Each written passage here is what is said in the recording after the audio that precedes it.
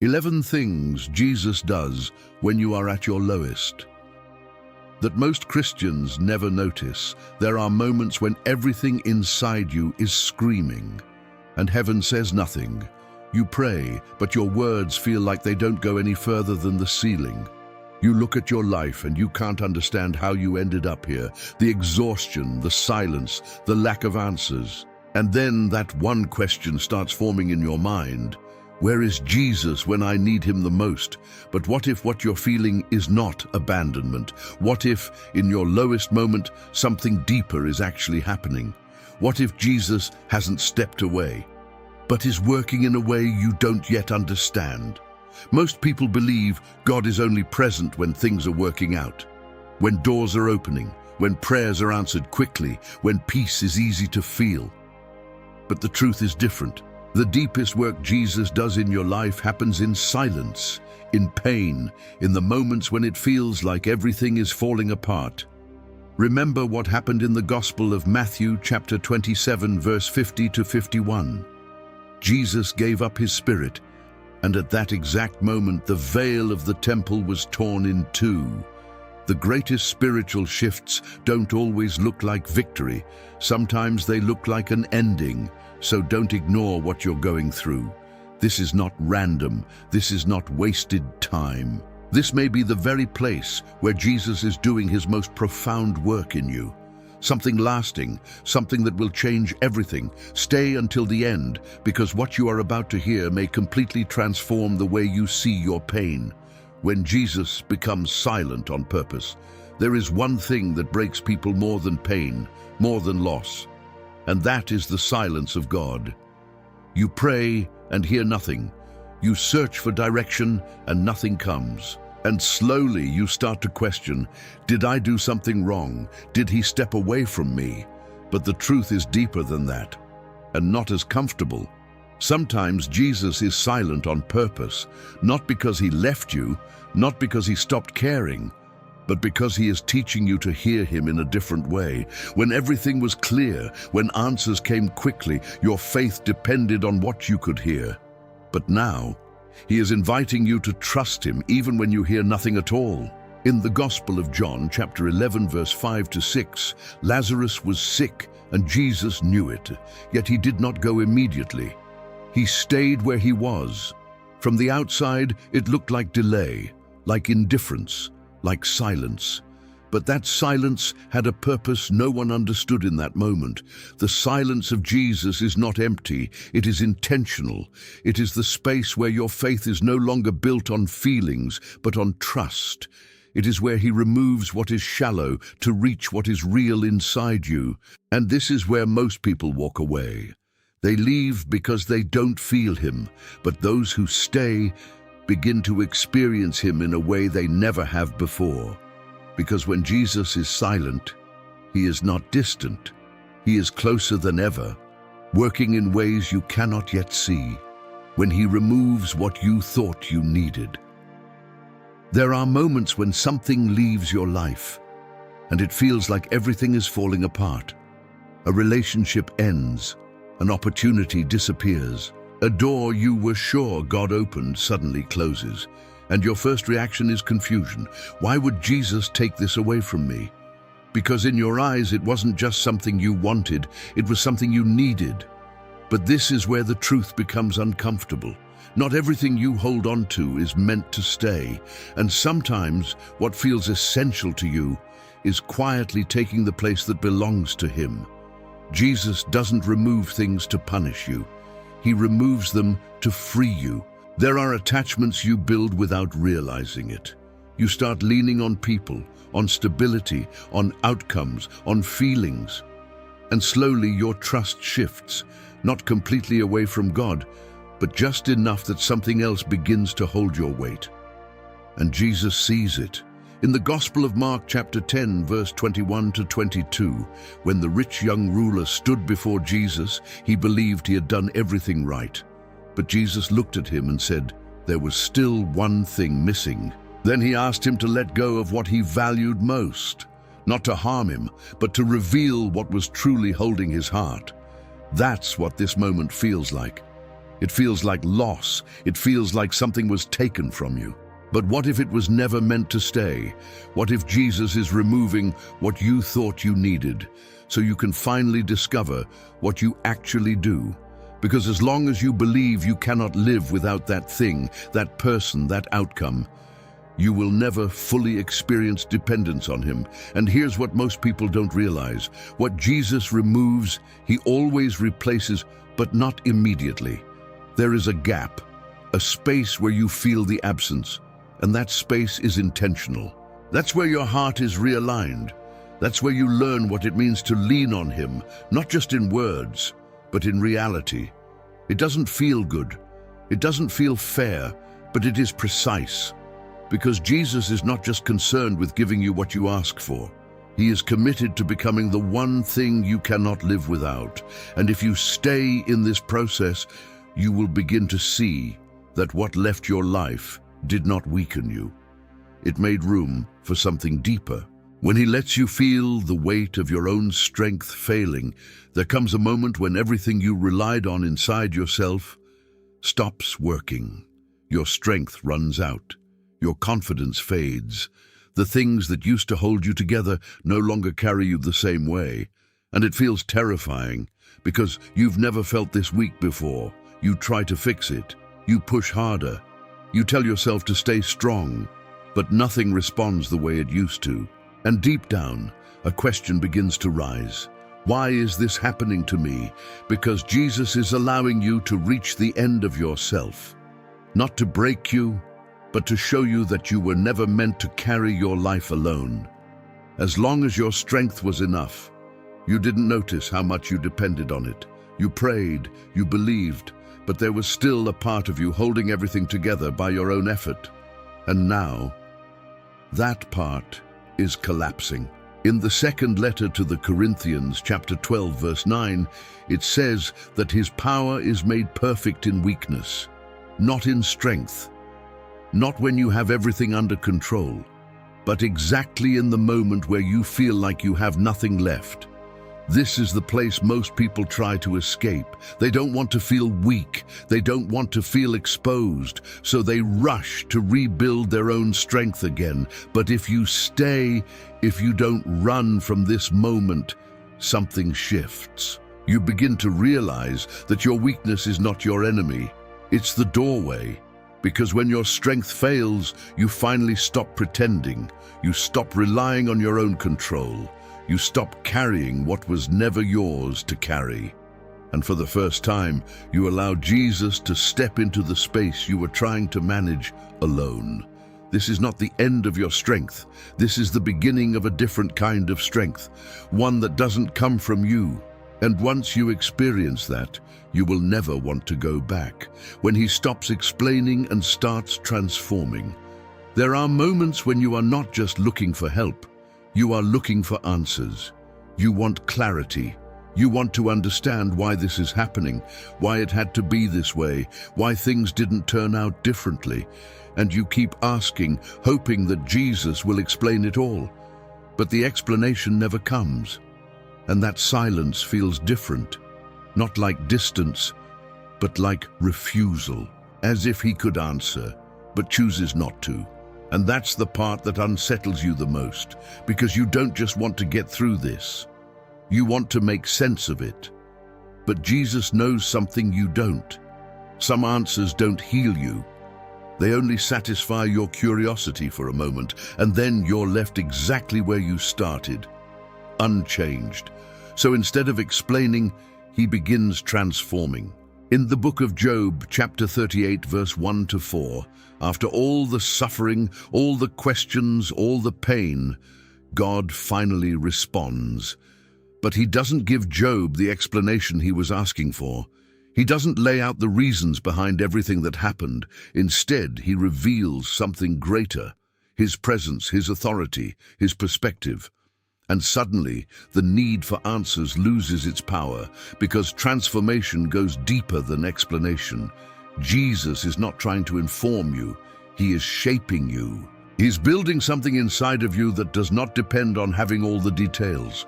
A faith that stands even when understanding is incomplete. And this is where many people struggle. They hold on to the question so tightly that they miss the change happening within them. They stay stuck, waiting for an answer that was never meant to come, while Jesus is already doing the real work. Because once you are transformed, you no longer need the explanation. You become someone who can walk forward without it, and that changes everything when He exposes what comfort was hiding. There are things inside you that only surface when everything comfortable is stripped away. As long as life feels stable, as long as distractions are available, as long as you can escape into routine, certain truths stay buried. But when you reach your lowest point, all of that disappears. And suddenly, you start seeing things you didn't notice before. Patterns, fears, attachments, reactions that don't make sense. It's uncomfortable because now you can't hide from what's really there. And this is where many people misunderstand what's happening. They think everything is getting worse, but in reality, Jesus is revealing what was always there, hidden beneath comfort. In the Gospel of Luke chapter 6, verse 48 to 49, it speaks about a house built on solid rock and another built on sand. The storm didn't create the weakness, it exposed the foundation. And that's exactly what this moment is doing in your life. The pressure you feel is not destroying you, it's uncovering what cannot sustain you. Jesus allows this exposure not to shame you, but to free you. Because what remains hidden cannot be healed. What stays buried continues to control you quietly, shaping your decisions, your relationships, your faith. And now, it's coming to the surface, not by accident, on purpose. Because He is not interested in managing appearances. He is committed to truth, to healing, to rebuilding you from a place that is real, not comfortable. This is why it feels so intense. Because you are not just dealing with circumstances anymore. You are confronting yourself. And if you don't run from this moment, if you allow Him to show you what's beneath the surface, this will not break you. It will liberate you. When He redefines what love feels like, there comes a point where what you thought love was no longer matches what you are experiencing. You expected comfort, reassurance, immediate relief. You believed that if Jesus loved you, things would feel lighter, easier, more peaceful. But instead, it feels like pressure, distance, even correction. And that creates confusion, because deep inside, you start asking, if this is love, why does it feel like this? Because Jesus is redefining what love means to you. For a long time, you may have associated love with how something makes you feel. If it feels good, it must be love. If it feels painful, it must be rejection. But that definition is too shallow for what He is doing in your life. In the letter to the Hebrews chapter 12 verse 6, it says that the Lord disciplines the one He loves, not ignores, not abandons, disciplines. That means love is not always soft. Sometimes love corrects, sometimes it removes, sometimes it allows discomfort to shape you into who you are meant to become. And this is where many people pull away, because they don't recognize this version of love. It doesn't match their expectations. It doesn't align with what they were taught to believe. So they interpret it as distance, when in reality it is deeper involvement. Jesus is not expressing love through constant comfort. He is expressing love through transformation. He sees who you are becoming, not just where you are right now. And because of that, He will not leave you unchanged just to make you feel better in the moment. This is not rejection. This is intentional love. And once you begin to understand that, you stop measuring His presence by how you feel and start recognizing it by what He is doing within you. When He slows everything down to rebuild you right. There are seasons when everything in your life suddenly loses momentum. What used to move forward now feels stuck. Doors stop opening, progress slows down, and no matter how much effort you put in, nothing seems to change. It feels like you are being held back, like something is blocking your path, and the frustration begins to grow. because you know what you are capable of, you know what you were planning, and now everything feels delayed. But what if this is not resistance? What if this is precision? Jesus slows things down when the foundation is not ready to carry what is coming next. Because moving fast with a weak structure only leads to collapse. In the book of Ecclesiastes, chapter 3, verse 1, it says, "There is a time for everything, not just a time to move, but also a time to pause, to rebuild, to realign." And this is the part no one talks about. Slowing down feels like failure when you are used to progress. It feels like you are being left behind while everyone else keeps moving. But what you don't see is that speed is not always growth. Sometimes speed hides instability. Jesus is not interested in rushing your life forward just to match your expectations. He is focused on building something that will last, and that requires time. It requires moments where you are forced to stop, to reflect, to confront things you would have ignored if everything kept moving. This is where your identity is recalibrated, where your priorities shift, where your dependence on Him becomes real, not theoretical. And yes, it feels uncomfortable, because you are not in control of the pace anymore.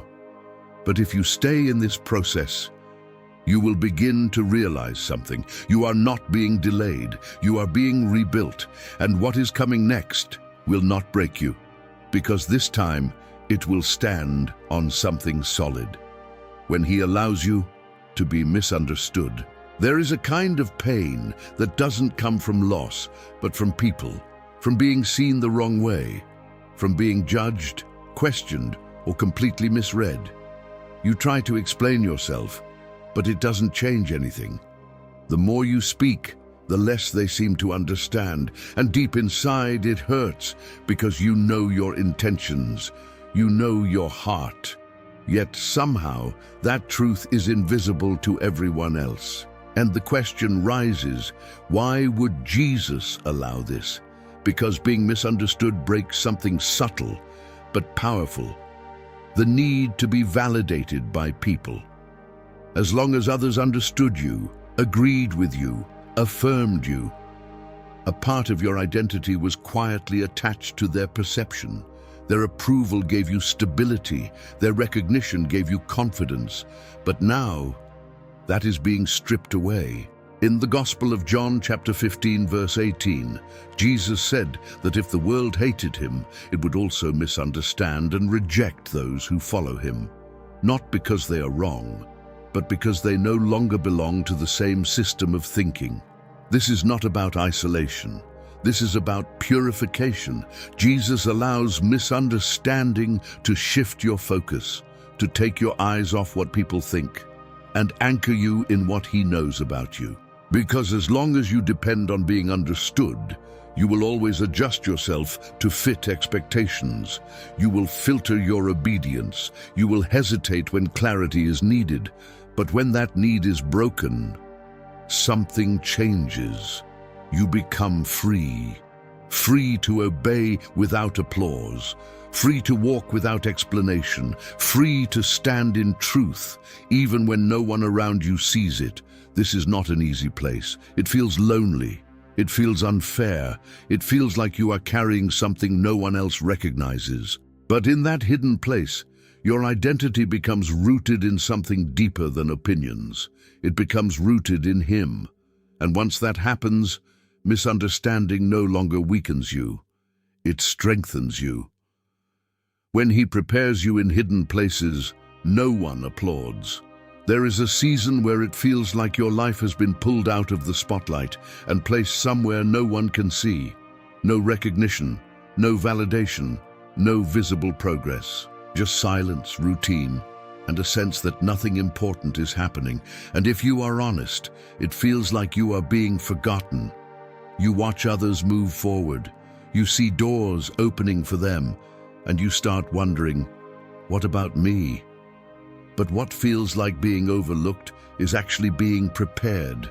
Jesus does His deepest work in hidden places, because visibility can distract you from formation. As long as people are watching, as long as there is applause, it becomes easy to perform instead of becoming. Easy to focus on results instead of roots. And Jesus is not building something temporary in you. He is shaping something that will remain. In the first book of Samuel, chapter 16, verse 11 to 13, David was not even considered when the prophet came to choose the next king. He was in the field, unseen, forgotten by others. Yet that hidden place was where his identity was being formed long before he was revealed.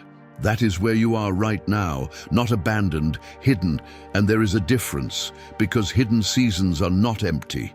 They are precise. Every moment, every delay, every unseen effort is shaping your character, your endurance, your intimacy with Him.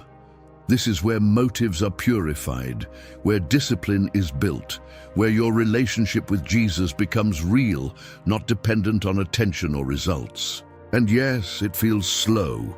It feels unnoticed. It feels like nothing is changing, but something is. You are. Because when the time comes for you to step into what He has prepared, it will not be sustained by talent or opportunity alone. It will be sustained by who you became when no one was watching, and that only happens in hidden places, when He strengthens you without changing your situation. There are moments when you pray for a way out, and nothing changes. The same problem remains. The same pressure stays. The same situation repeats itself day after day, and at some point you stop asking why and start asking how long, because you expected Jesus to remove it, to fix it, to open a door and take you out of what you're facing. But instead, He leaves you there, and that feels confusing. Because if He has the power to change it, why doesn't He? Because sometimes His focus is not on the situation around you, but on the strength within you. In the letter to the Philippians chapter 4, verse 12 to 13, Paul speaks about knowing how to live in need and in abundance. Not because his circumstances were always changing, but because something inside him had been strengthened beyond them. That is what Jesus is doing in you. He is building a strength that is not dependent on outcomes, a peace that is not tied to resolution, a stability that does not collapse when things don't change. And this is where the shift happens. Because at first, you measure God's presence by what He removes. If the problem is gone, then He is with you. If it remains, then something must be wrong. But now, that mindset is being transformed. You begin to realize that His presence is not proven by escape, but by endurance. That He is not absent just because the storm is still there. He's present in the way you are standing in it, and slowly, something changes inside you. You are still in the same place, but you are not the same person anymore. The fear that once controlled you starts losing its grip. The pressure that once overwhelmed you begins to feel different, not because it disappeared, but because you became stronger than it. And that is something no situation could ever give you, when you realize your lowest point was actually holy ground. There will come a moment, not while you are in it, but after, when you look back at everything that almost broke you, the silence, the loss, the confusion, the nights where you felt completely alone. And something unexpected will happen. You will begin to see it differently, not as the place where God left you, but as the place where He was closest. Because what felt like distance was actually depth. What felt like ending was actually preparation. In the book of Exodus, chapter 3, verse 4 to 5, Moses stood before a burning bush and was told to remove his sandals because he was standing on holy ground. But what made that ground holy was not the place itself. It was the presence of God in it. And this is what you begin to understand. Your lowest moment was never empty. It was filled with a presence you could not fully recognize at the time. Every tear, every delay, every unanswered prayer was not wasted. It was sacred. It was shaping something eternal inside you. This is why you didn't break. This is why you're still here, because even when you couldn't feel him, he was holding you in ways you could not see. And now, as you look back, you realize something that changes everything. You were never alone in that place. You were standing on holy ground, and if he was faithful there, in your lowest moment, then you can trust him with everything that comes next.